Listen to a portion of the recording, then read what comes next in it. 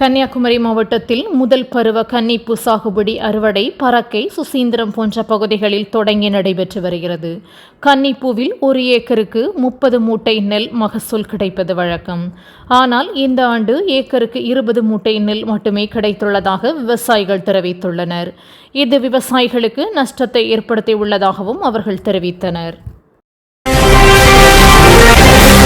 குழித்துறையில் காங்கிரஸ் கட்சி அலுவலகம் கட்டும் தொடக்க விழாவில் கலந்து கொண்ட கிள்ளியூர் எம்எல்ஏ ராஜேஷ்குமார் கூறுகையில், 2021ஆம் ஆண்டு சட்டமன்ற தேர்தலுக்கு பிறகு கவர்னரின் தேநீர் விருந்தை இந்தியா கூட்டணியினர் புறக்கணித்துள்ளனர். ஒருதலை பட்சமாக செயல்படாமல் கவர்னர் தன்னை சுய பரிசோதனை செய்ய வேண்டும் என விமர்சித்துள்ளார். நாகர்கோவில் அருகே வெட்டூனி மடத்தில் உள்ள தனது அலுவலகத்தில் விஜய் வசந்த் எம்பி சுதந்திர தின விழாவை ஒட்டி தேசிய கொடியேற்றி கட்சியினர் மற்றும் பொதுமக்களுக்கு இனிப்புகளை வழங்கினர். இந்நிகழ்ச்சியில் முன்னாள் மாவட்ட காங்கிரஸ் தலைவர் ராதாகிருஷ்ணன், மண்டல தலைவர் செல்வகுமார் உட்பட ஏராளமானவர்கள் கலந்து கொண்டனர். கன்னியாகுமரி அருகே மகாதானபுரம் ரவுண்டானாவில் அமைக்கப்பட்டுள்ள 148 அடி உயரமுள்ள கொடி கம்பத்தில் தேசிய கொடி இன்று ஏற்றப்பட்டது. இக்கொடி கம்பத்தில் கடந்த 2 ஆண்டுகளாக கொடியேற்றாமல் இருந்து வந்த நிலையில் நீதிமன்றம் கொடியேற்ற உத்தரவிட்டதை தொடர்ந்து இன்று காலை தேசிய கொடி ஏற்றப்பட்டது. குமரி மாவட்டத்தில் நேற்று முன்தினம் பெய்த மழையின் காரணமாக பேச்சுப்பாறை, பெருஞ்சாணி உள்ளிட்ட 4 அணைகளுக்கு 1708 கன அடி தண்ணீர் வந்து கொண்டிருந்தது. அது இன்று குறைந்துள்ளது. பேச்சுப்பாறை, பெருஞ்சாணி, சிற்றாறு 1, சிற்றாறு 2 ஆகிய 4 அணைகளுக்கும் இன்று 942 கன அடி தண்ணீர் மட்டுமே வந்து கொண்டிருக்கிறது. மழை குறைந்ததன் காரணமாக அணைகளுக்கு நீர்வரத்து குறைந்துள்ளது என அதிகாரிகள் தெரிவித்துள்ளனர். குமரி எம்பி விஜய் வசந்த் செய்தியாளர்களை சந்தித்தார். அப்போது கவர்னர் பிரிவினையை தூண்டிவிடுகிறார். கவர்னர் தமிழக ஆட்சியை பற்றி தொடர்ந்து விமர்சனம் செய்து வந்ததால் கருத்து வேறுபாடு இருந்ததால் முதல்வர் தேநீர் விருந்தை புறக்கணித்தார். ஆகவே கவர்னர் சிறப்பாக செயல்பட வேண்டும், ஆட்சி அதிகாரத்தில் ஈடுபடக்கூடாது என தெரிவித்தார். தொடர்ந்து குமரி மாவட்ட கோரிக்கை குறித்தும் தெரிவித்தார். கேரள மாநிலம் வயநாட்டில் நிலச்சரிவு காரணமாக பாதிக்கப்பட்ட மக்களுக்கு உதவும் வகையில் விஜய் வசந்த் எம்பி நாகர்கோவிலில் உள்ள அவரது அலுவலகத்தில் இருந்து 500 கிலோ அரிசியை இன்று அனுப்பி வைத்தார்.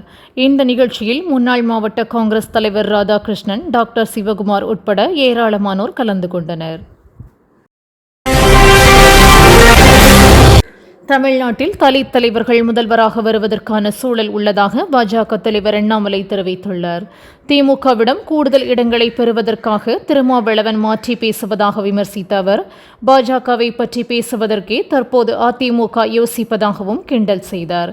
முன்னதாக தமிழ்நாட்டில் தலித் தலைவர்கள் முதல்வராக வர முடியாது என திருமாவளவன் தெரிவித்திருந்தது குறிப்பிடத்தக்கது. பாடநூல் விலை உயர்வுக்கு ஜெயக்குமார் கண்டனம் தெரிவித்துள்ளார். அவரது எக்ஸ் பக்கப்பதிவில் நடுத்தர குடும்பத்தில் பிறந்து நல்ல நிலைக்கு வர வேண்டும் என்கிற பெற்றோருக்கும் பிள்ளைகளுக்குமான கல்வி கனவில் கூட கல்லை தூக்கி போட்டுள்ளது திமுக அரசு என விமர்சித்துள்ள அவர், கார்ப்பரேட் அரசுக்கு கார் ரேஸ் நடத்த காசு இருக்குது, ஏழை பிள்ளைகளுக்கு புத்தகத்தை விலை குறைவாக கொடுக்க காசு இல்லை எனவும் அவர் சாடியுள்ளார். டெல்லி செங்கோட்டையில் தொடர்ந்து 11வது முறையாக பிரதமர் மோடி தேசிய கொடியேற்றினார். நாட்டின் 78வது சுதந்திர தினத்தை ஒட்டி டெல்லி ராஜ்காட்டில் உள்ள மகாத்மா காந்தி நினைவிடத்தில் மலர் தூவி மரியாதை செலுத்திய அவர் தொடர்ந்து செங்கோட்டை சென்றடைந்தார். அங்கு அணிவகுப்பு மரியாதை ஏற்றுக்கொண்ட அவர் தேசிய கொடியை ஏற்றினார். அதன்பின் நாட்டு மக்களுக்கு உரையாற்றினார். கோட்டை கொத்தளத்தில் முதல்வர் ஸ்டாலின் கொடியேற்றினார். நாட்டின் 78வது சுதந்திர தினத்தை ஒட்டி புனித ஜார்ஜ் கோட்டையில் திறந்த ஜீப்பில் சென்று முப்படைகளின் மரியாதையை ஏற்றார். தமிழக அமைச்சர்கள், எம்எல்ஏக்கள், எம்பிக்கள், பல்வேறு துறை அதிகாரிகள் இந்த விழாவில் பங்கேற்றனர். தொடர்ந்து நாட்டு மக்களுக்கு சுதந்திர தின வாழ்த்து தெரிவித்து அவர் உரையாற்றினார். சுதந்திர தின விடுமுறையை தொடர்ந்து வார விடுமுறை என்பதால் பல்வேறு மாவட்டத்தில் இருந்தும் கன்னியாகுமரிக்கு ஏராளமான சுற்றுலா பயணிகள் வருகை தந்தனர். அதிகாலை முதலே மக்கள் கூட்டம் அதிகமாக உள்ளதால் விவேகானந்தர் நினைவு மண்டபம் செல்வதற்கான படகு சவாரியில் நீண்ட தூரம் காத்திருந்து சென்று வந்தனர். இந்தியாவில் 2036ஆம் ஆண்டு ஒலிம்பிக் போட்டிகளை நடத்துவதற்கான நடவடிக்கைகளை தொடங்கிவிட்டதாக பிரதமர் மோடி சுதந்திர தின உரையில் தெரிவித்துள்ளார். G20 மாநாட்டை நடத்தியதன் மூலம் பெரிய நிகழ்வுகளை இந்தியாவால் நடத்த முடியும் என்று நிரூபித்துள்ளதாகவும், இந்தியாவின் அடுத்த கனவு 2036 ஒலிம்பிக்ஸ் தான் என்றும் அவர் கூறியுள்ளார். மேலும் பாரா ஒலிம்பிக்ஸில் பங்கேற்கும் வீரர்களுக்கு வாழ்த்தும் தெரிவித்தார். சுதந்திர தினத்தை ஒட்டி பாஜகவினர் தமிழகம் முழுவதும் தேசிய கொடியை ஏந்தி இருசக்கர வாகன பேரணியை நடத்தினர்.